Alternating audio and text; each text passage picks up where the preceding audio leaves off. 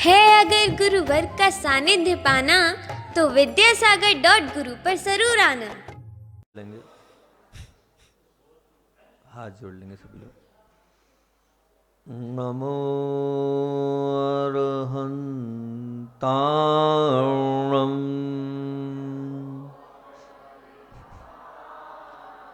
नमो सिद्धाणं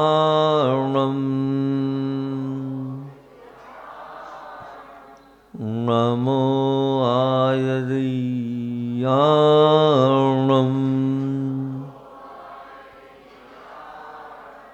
नमो वध्यायाणं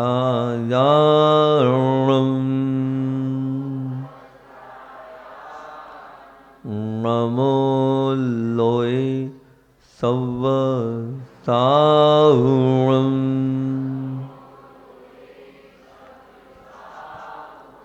नमो अरिहन्ताणं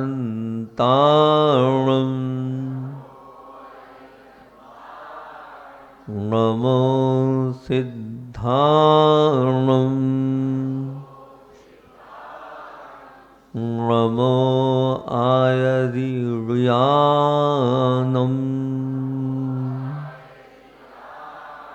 नमो वध्यायाणं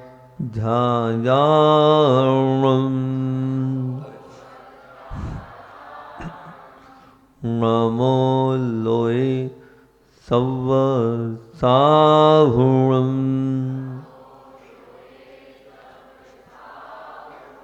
नमो अरुहन्ताणं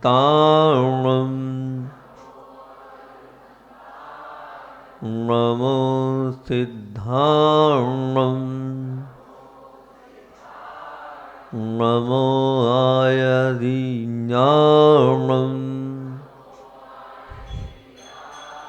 नमो वध्यायाणं नमो लोये सव्वसाहुणं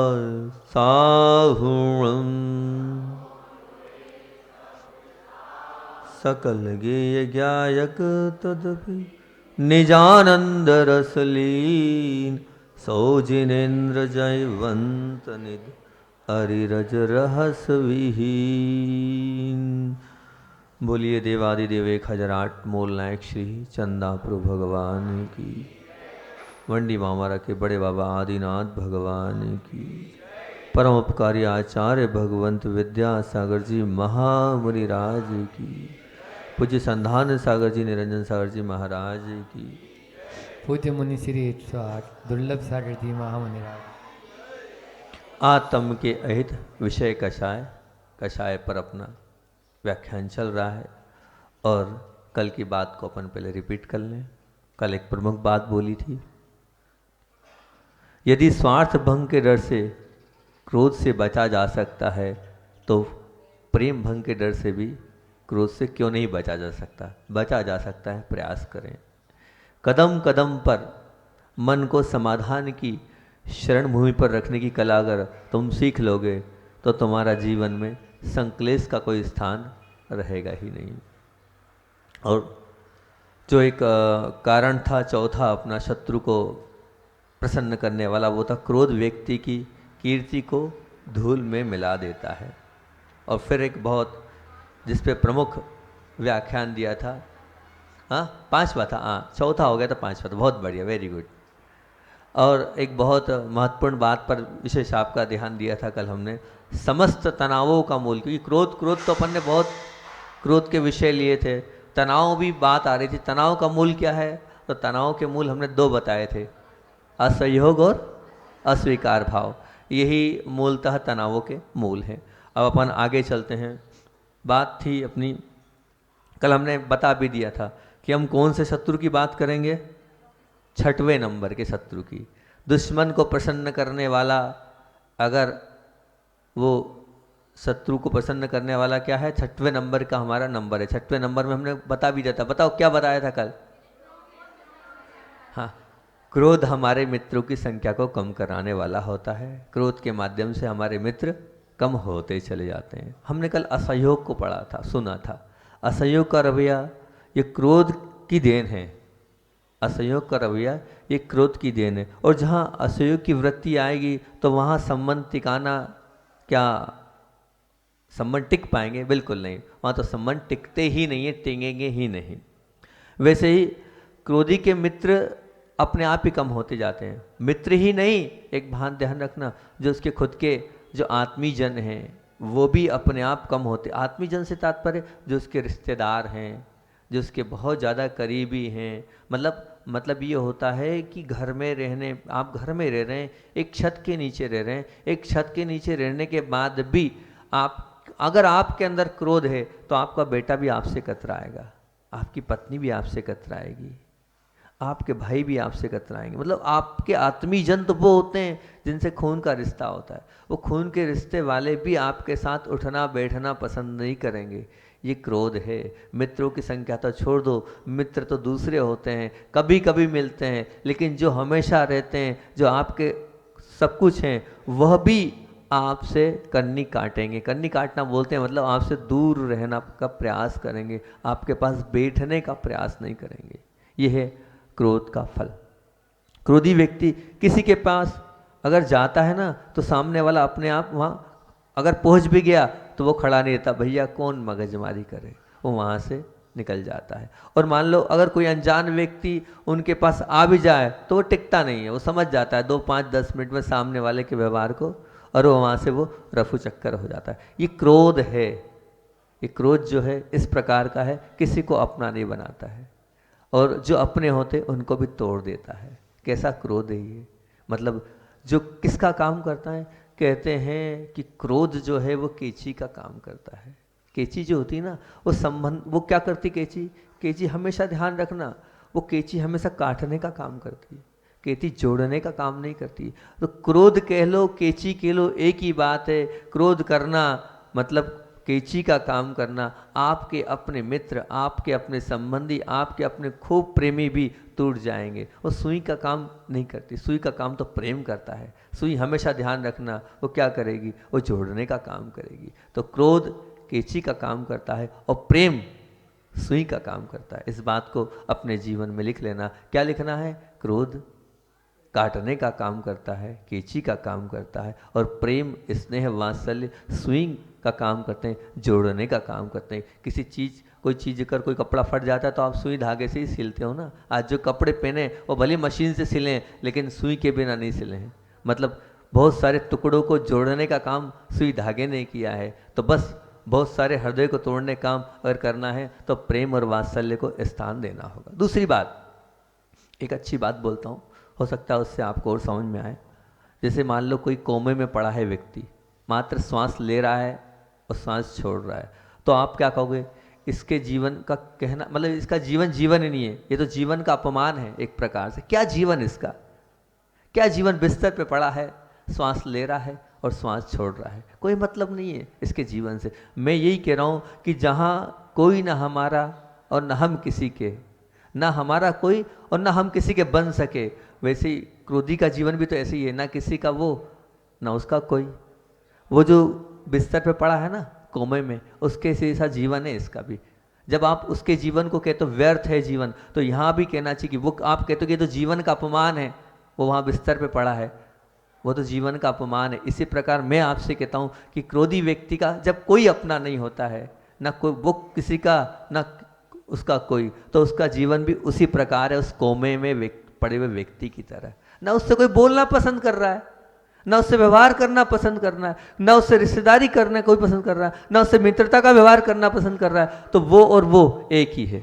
जैसे आप उसके जीवन को कहते हो कि ये तो जीवन का अपमान है, ऐसे ही क्रोधी व्यक्ति का जीवन भी अपमानमय है।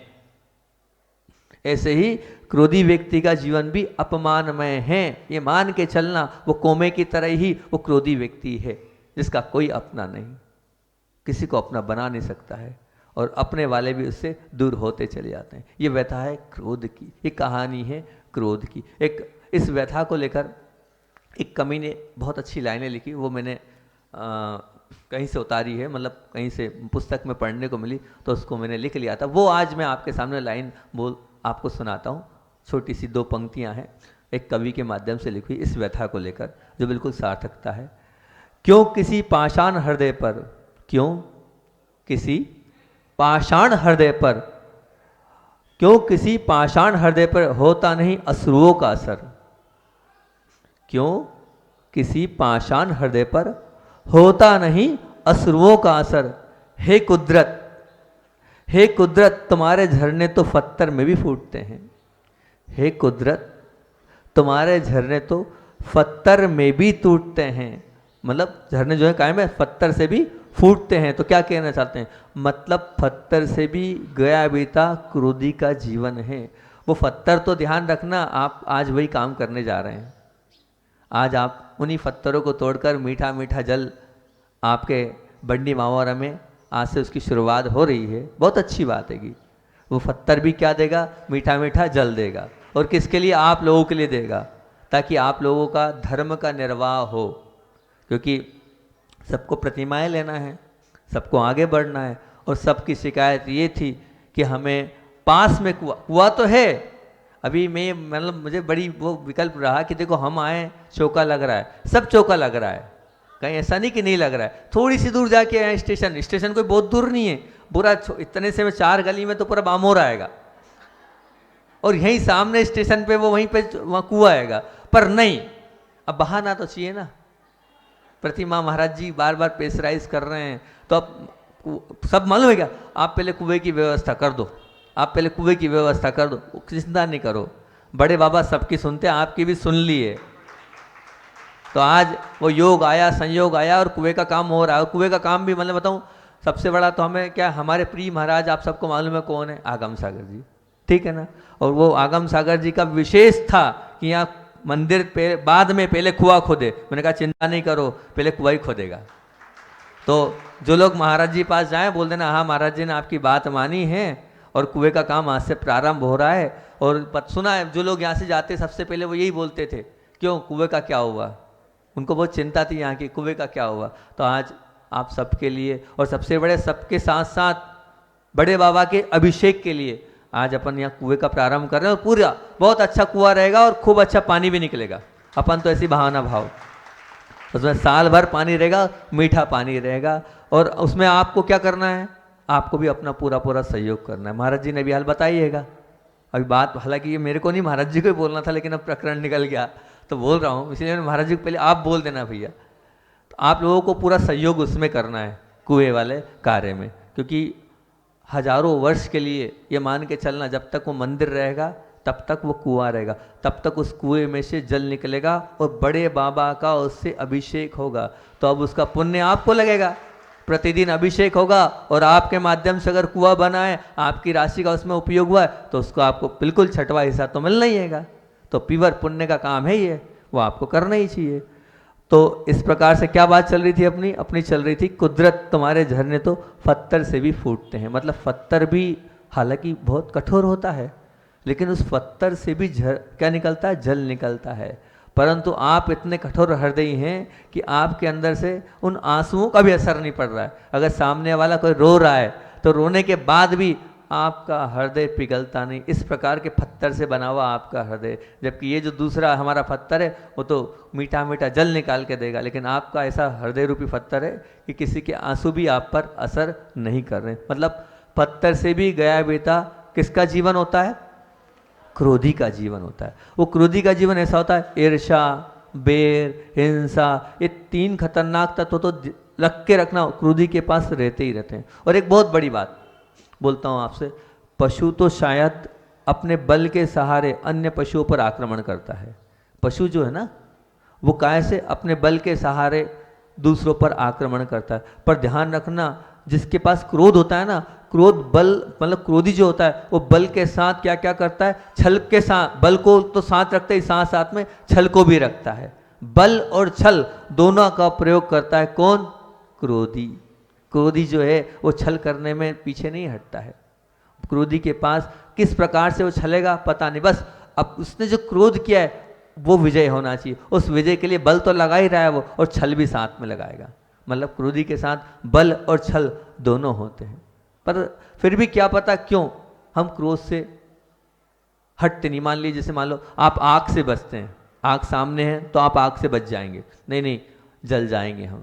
सामने शेर खड़ा है तो आप डर जाओगे, पता नहीं समाप्त कर देगा, खा जाएगा। सांप है, सांप से डरेंगे क्यों? अरे सांप डस लेगा। जीवन को बचाने वाले इन सब दुनिया के जितनी चीज़ें उनसे बच रहे हैं, लेकिन क्रोध आपके जीवन को समाप्त कर रहा है, आपके सद्गुणों को समाप्त कर रहा है। फिर भी बहुत कम लोग हैं जो इस क्रोध से बच पा रहे हैं। सांप से तो सब बच रहे हैं, आग से तो सब बच रहे हैं, शेर से तो सब बच रहे हैं, लेकिन क्रोध से यहाँ बैठा कोई भी व्यक्ति नहीं बच पा रहा है। बच पा रहा है? बताओ कोई है जिसके जीवन में क्रोध नहीं है? बहुत कम लोग होंगे जिनके जीवन में क्रोध ने स्थान नहीं दिया। तुमने यदि क्रोध को छोड़ दिया तो ये मान के चलना तुम्हारा मार्ग प्रशस्त बन गया।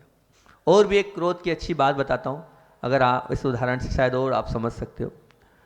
तुम्हें यदि अपना मतलब कहीं पर आसन, मतलब कहीं ये कह सकते हैं कि आसन कहीं जमाना हो तो उसकी छूट है, जमा सकते हो, परंतु किंतु शासन जमाने का पागलपन मत करना।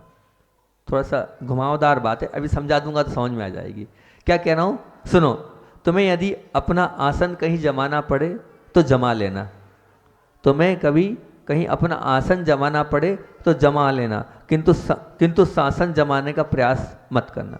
क्या महाराज जी क्या पहेलियाँ बुझा रहे हो? आसन शासन बता रहा हूँ, आसन शासन दोनों खोल रहा हूँ। बस या ट्रेन में आप जाते हैं तो बस या ट्रेन में जाते हैं तो किसी सीट पर आप बैठ जाते हैं, और फिर जब तुम्हारा स्टेशन आता है ना तो उस स्टेशन पे आप उतर जाते हैं। ये उतर जाना क्या हुआ, और उसको बिल्कुल बहुत प्रसन्नता से आप उस सीट को छोड़ देते हैं। यह है आसन जमाना। और संक्षेप में करूं, आसन जमाने का अर्थ है उपयोग करना। आसन जमाने का अर्थ क्या है? उपयोग करना। और शासन जमाने का अर्थ क्या है? मालिकी भाव रखना। उपयोग अलग हो गया। उपयोग से क्या है, आप में खंडवा से मतलब यहाँ से बामोरा से आप इंदौर तक गए तो वो सीट पे आपने आसन जमाया, ये उस सीट का उपयोग किया। अब अगर मान लो उस सीट का आप मालिक बन जाओ, नहीं अब हमेशा मैं इसी पे बैठूंगा या आगे तक कोई नहीं बैठेगा, यह क्या है? मालिकी भाव है, ये शासन जमाना। आपके जीवन में आसन तो खूब जमाओ, उपयोग खूब करो आप, पर क्या? शासन मत जमाओ, मालिक मत बनो। प्राय उपयोग में संक्लेश का कारण नहीं बनता। संक्लेश जब होता है तब जब वो मालिकी भाव रखता है, और मालिकी भाव ही संक्लेश का कारण है, और वो संक्लेश ही क्रोध को कराता है। आपके जीवन में इसलिए उपयोग करो, पर मालिकी भाव से नहीं करो। कैसे करो?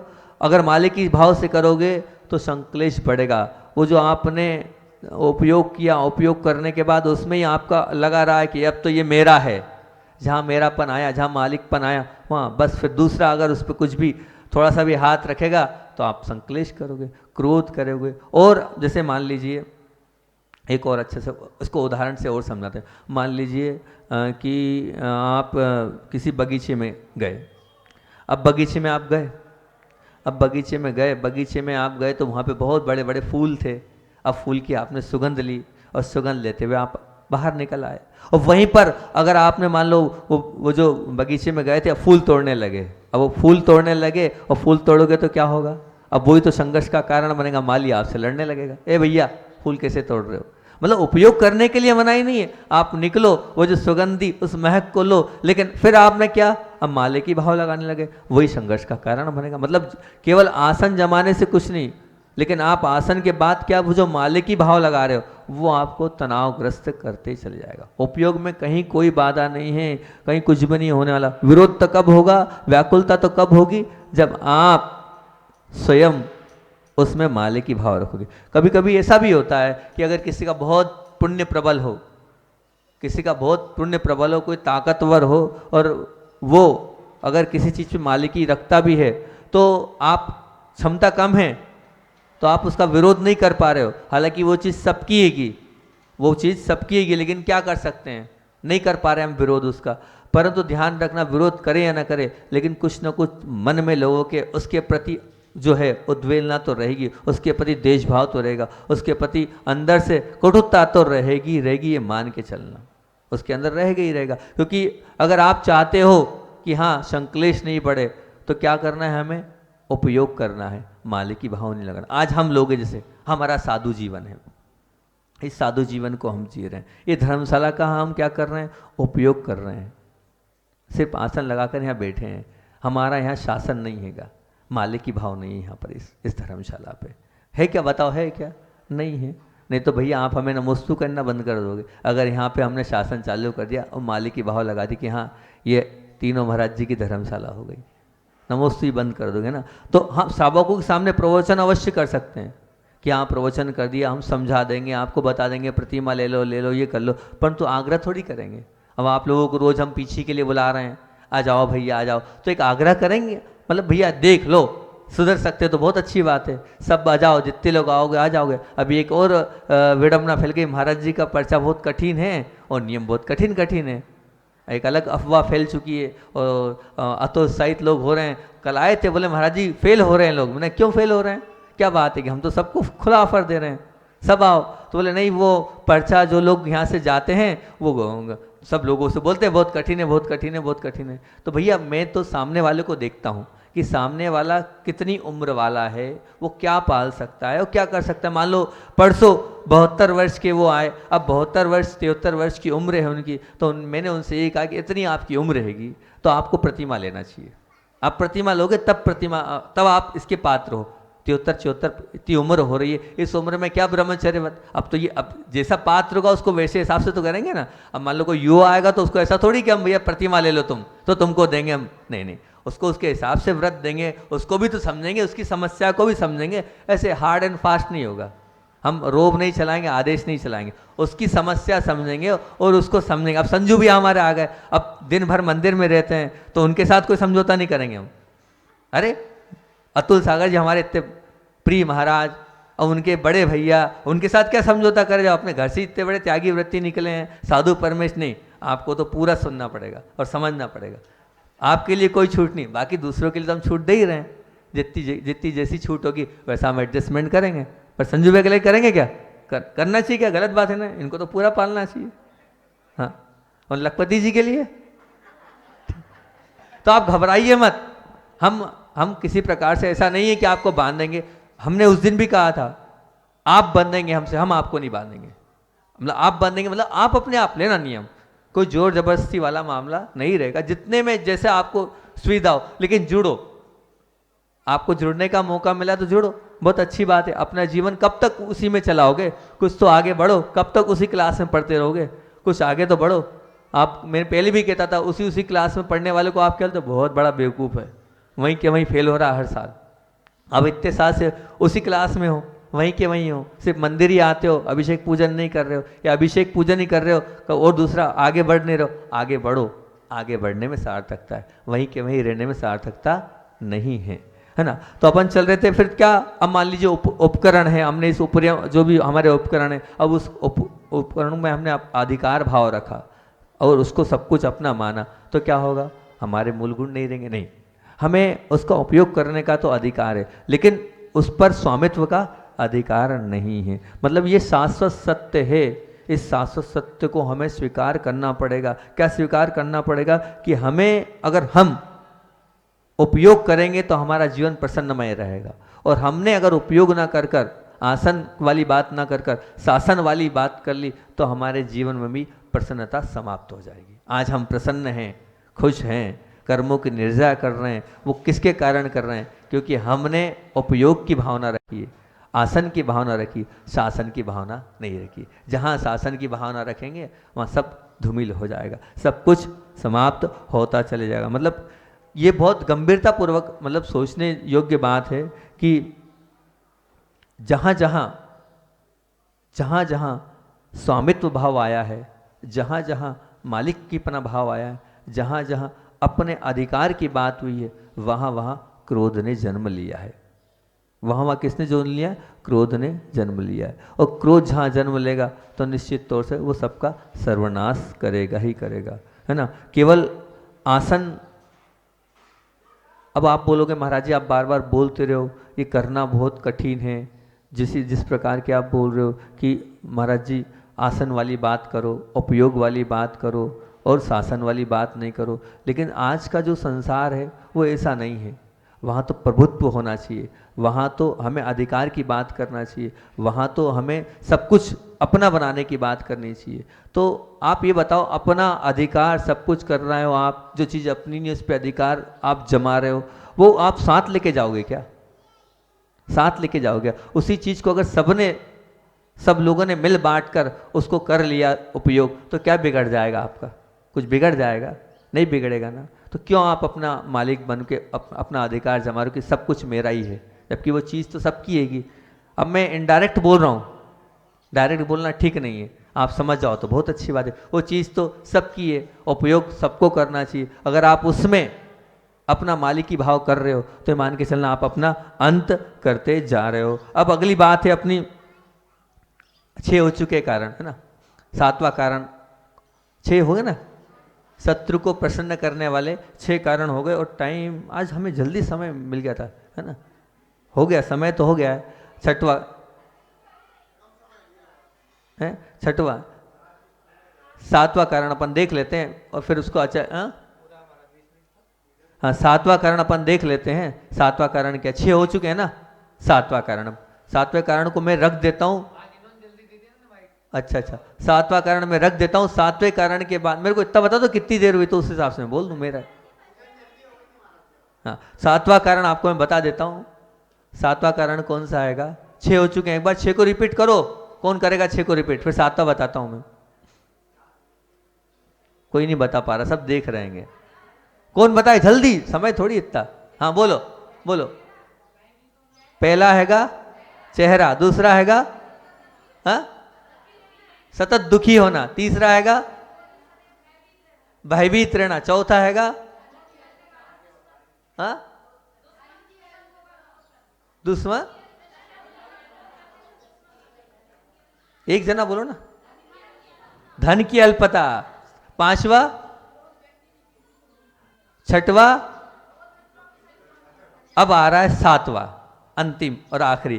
क्रोधी व्यक्ति की, जो क्रोधी व्यक्ति होता है उसकी हमेशा सदगति पर पूर्ण विराम लग जाता है। क्रोधी व्यक्ति की सदगति पर पूर्ण विराम लग जाता है। ये 7वां हैगा। पहले अपन आचार्य श्री का संस्मरण एक बार ले लेते हैं। इसका विषय बहुत शानदार तैयार किया हमने, जो महाराज जी ने भी कहा था इसको देना, वो विषय हमने तैयार कर लिया जीव कांड का। पर कोई बोल रहा 15 मिनट, कोई बोल रहा समय हो गया, हमें समझ में नहीं आ रहा। शत्रु क्या चाहता है? यही ना कि मेरा प्रतिस्पर्धी जो जब तक जिंदा रहे तब तक वो हमेशा परेशान ही रहे। मतलब आपका शत्रु क्या चाहेगा? वो तो यही चाहेगा मेरा सामने वाला जो प्रतिद्वंदी है वो क्या रहे? सदैव परेशान रहे, सदैव क्या?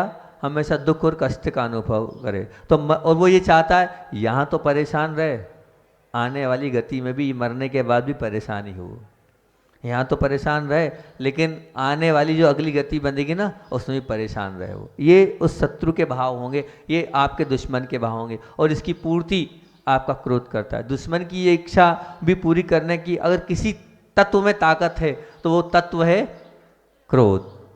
क्रोध ही इसकी इस इच्छा को पूरी कर सकता है। बाकी और कोई किसी में ताकत नहीं है कि आपको इस जन्म में भी परेशान करे और अगले जन्म में भी आपकी दुर्गति दिलाने वाला। तो अगले जन्म में दुर्गति दिलाने वाला, आपको नीचे गिराने वाला कोई है तो वह है क्रोध। जीवन को पीड़ादायक और मृत्यु को दुर्गतिदायक अगर बनाने वाला है तो क्रोध। जीवन को पीड़ादायक मतलब अभी वर्तमान के जीवन को पीड़ादायक, और मृत्यु को दुर्गतिदायक मतलब आने वाली, जब मृत्यु दुर्गतिदायक होगी तो आने वाला, क्योंकि ध्यान रखना ऐसा कहते हैं कि मृत्यु के समय वैसे परिणाम हो जाते हैं जहां हमें जाना है, उस प्रकार के लेश्या भी हो जाती है जहां हमें जाना है। जहां मृत्यु दुर्गतिदायक होगी तो निश्चित से आने वाली गति भी हमारी दुर्गतिदायक ही होगी। तो क्रोध का फल क्या है? क्रोध का फल तो सीधे सीधे यही है, अगर हमने तीव्र क्रोध किया है तो नरक गति की टिकट फाइनल बुक कर लिया आपने। किसकी टिकट बुक कर ली? नरक गति की टिकट पर आपने सील लगा दी, ये मान के चलना। मतलब नरक गति कैसे? अब मान लीजिए इसका वासना काल तो आपको मालूम होगा क्या है। 4 प्रकार के क्रोध हैं। अनंतानुबंधी क्रोध, हाँ, अप्रत्याख्यान, प्रत्याख्यान और संजरण। इनके वासना काल पता है आपको क्या है? क्या है बताओ? अनंतानुबंधी का कितना है? हाँ गलत।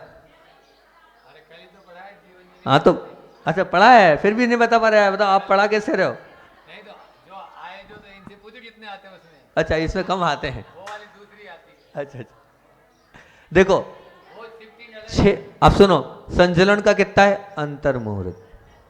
संजलन का कितना है? अंतर मुहूर्त। फिर संजलन के बाद प्रत्याख्यान का कितना है? पक्ष है ना, 15 दिन। हाँ 15 दिन एक पक्ष। और फिर उसके बाद अप्रत्याख्यान का कितना है? 6 महीने। और अप्रत्याख्यान के बाद अनंतानुबंधी कितना है? अनंत काल। 6 महीने से जैसे ही ऊपर हुआ अनंत काल आपका। अब आपने मान लो आपके हृदय में क्रोध ने वास किया, अब उस क्रोध की वासना अगर अंतर्मुहूर्त के अंदर चली गई तो समझ लेना आपका संजुलन क्रोध था। अगर आपका क्रोध मान लीजिए और थोड़ा बड़ा रहा, किसी से आपका क्लेश बंधा हुआ रहा, तो अभी इसमें बहुत अच्छा बोलना था लेकिन अब बोल दे रहे हैं हम। अगर 15 दिन तक ही रहा और 15 दिन के पहले पहले समाप्त हो गया तो ये मान के चलना कौन सा था? प्रत्याख्यान वाला था, है ना। और अगर मान लो और अधिक बढ़ा और 6 महीने तक रहा तो क्या मानना था? अप्रत्याख्यान। और अब 6 महीने से अधिक रहा तो अनंतानुबंधी। और जहां अनंतानुबंधी आएगी वहां पहला गुण स्थान, और पहला गुण स्थान मतलब आप मिथ्या दृष्टि, और जहां अनंतानुबंधी मिथ्या दृष्टि आई मतलब नरक गति का बंद फाइनल, कोई नहीं रोक सकता है। मतलब आप विचार करना, आपका जिस जिससे विवाद हो, आपका जिस जिससे आपका झगड़ा हो, अगर वो झगड़ा अगर आपने अंतर्मुहूर्त में निपटा लिया तो बहुत अच्छी बात है, साधु जीवन है आपका। आपने 15 दिन के अंदर निपटा लिया तो बहुत अच्छी बात है। आपका जीवन कैसा आएगा? 15 दिन में निपट गई कहानी तो आप तो एक कैसे हैंगे? संयम असमी जैसा जीवन है आपका। अगर मान लो नहीं ठीक है कोई बात नहीं, आप 6 महीने के अंदर निपटा लो, 6 महीने के अंदर आपने निपटा लिया तो श्रावकवत शुद्ध श्रावक हैं आप। और 6 महीने में भी आप अगर अपना झगड़ा नहीं निपटा पाए और क्लेश और संक्लेश बनता रहा तो आपका जीवन कहाँ जा रहा है? नरक में जा रहा है। प्रथम गुण स्थानवर्ती बन गए, मिथ्या दृष्टि बन गए। इस पे आप विचार करना। इस पर और कल मैं विस्तृत चर्चा आपके सामने कल रखूंगा। और जो जीव कांड की गाथा महाराज जी ने संदान साइन का, महाराज जी इस गाथा को रखना क्रोध का विषय, उसको कल जीव कांड की गाथा को भी कल आपको सुनाऊंगा और इसकी डिटेल कल करूंगा। आचार्य श्री का संस्मरण लेकर अपनी बात को विराम दूंगा। मेरे ख्याल से समय हो गया है, वो कल याद दिला दिया करो इतनी बजे चालू हुआ महाराज जी, मैं भूल जाता हूँ। बहुत अच्छा संस्मरण है, वो सुनाता हूँ।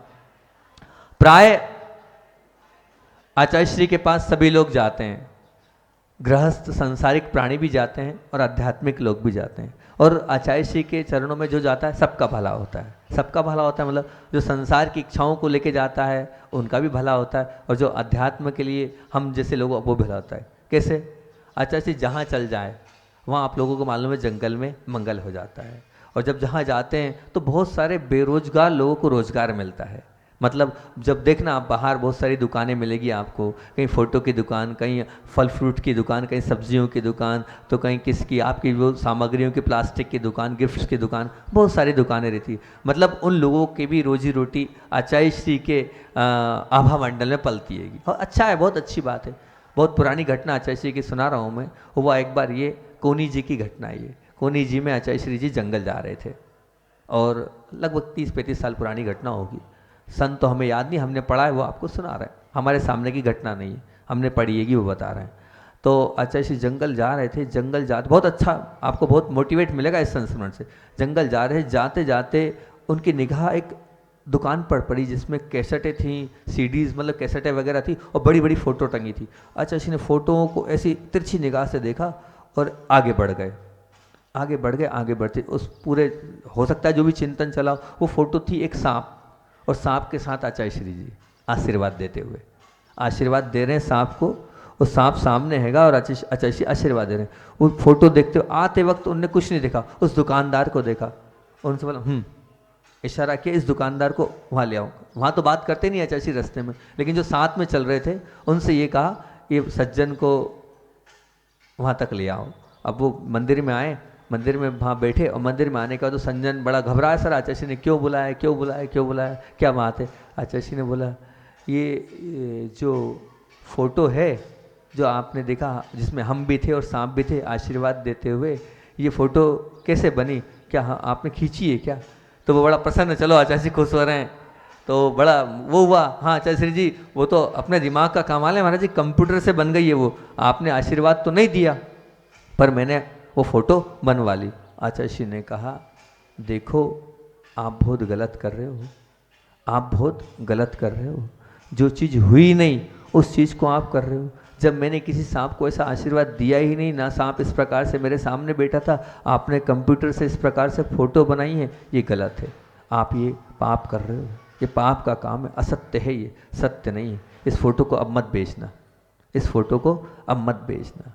मतलब आचार्य श्री की दूरदृष्टि देखो, जिन्हें सत्य धर्म का पालन देखो उनका, कि ये गलत हो रहा है ये प्रचार, क्योंकि जो सामान्य से प्रचार प्रसार की बात नहीं, जो यथार्थ जो होता है उसके लिए आचार्य श्री मना करते, तो अयथार्थ था वो अयथार्थ उन्होंने स्वयं देख लिया अपनी आंखों से। जो यथार्थ में ही कहते कि नहीं अपने को प्रचार प्रसार नहीं करना है, अपने को ज़्यादा उसमें नहीं लगना है, अपने को तो अपनी आत्मा का आनंद लेने यहाँ आए, ये सब करने थोड़ी आए। आचार्य श्री ने उसको समझाया ये गलत है, ऐसा नहीं करना चाहिए, ये प्रभावना आप कर रहे हो लेकिन ये प्रभावना नहीं, झूठी अप्रभावना है, ऐसा कोई काम मत करो जो नहीं हुआ हो। ये ना तो हमने कभी ऐसे सांप को कभी आशीर्वाद दिया है और ना कुछ, ये कंप्यूटर से तुमने झूठी फोटो बनाई है और अब बेच रहे हो, इस फोटो को बेचना नहीं, इसको अलग कर देना। मतलब देखो सत्य धर्म के प्रति आचार्य भगवान की कैसी निष्ठा हैगी, किस प्रकार की निष्ठा हैगी कि उन्होंने वो फोटो वाले से मना कर दिया कि ये फोटो नहीं बेचना और इसको अलग कर देना। इसको कहते हैं सत्य धर्म के पालक आचार्य भगवंत। वो अब अपन 3-4 बात इसमें जो अपनी आज की उसको रिपीट करके अपनी बात को यहीं विराम देंगे। क्या आज हमने क्या बोला था, कहाँ से इसको प्रारंभ किया था कि हाँ क्रोध के ऊपर बात करी थी अपन ने। मित्रों की संख्या हमेशा कमी होती, किसके कारण होती है, क्रोध के कारण, है ना, क्रोध के कारण ही होती कि, और क्रोधी मित्र ही कम होते हैं ऐसा नहीं, उसके आत्मीजन भी कम होते हैं, ये दूसरी बात। तीसरी बात एक छोटी सी कविता बोली थी, क्यों किसी पाषाण हृदय पर होता नहीं असुरों का असर, हे कुदरत तुम्हारे झरने तो पत्थर में भी झरते हैं। और फिर उसके बाद आग से, शेर से, सांप से अपने जीवन को बचाने वाले इस दुनिया में बहुत हैं, लेकिन क्रोध से बचाने वाला अपने आप को, क्रोध को कोई शत्रु और क्रोध को कोई दुश्मन मान ही नहीं रहा हैगा। तुम्हें यदि अपना, ये प्रमुख बात थी आज की, यदि तुम्हें यदि अपना आसन कहीं जमाना पड़े तो जमा लेना, किंतु शासन मत जमाना। और प्राय आपका उपयोग संकलित किसके कारण से होता है, सिर्फ मात्र मालिक पने के कारण ही आप संकलित होते हैं। इतनी बात को अपने वहीं विराम देते हैं। बोले आचार्य भगवान विद्यासागर जी महामुनि राज की।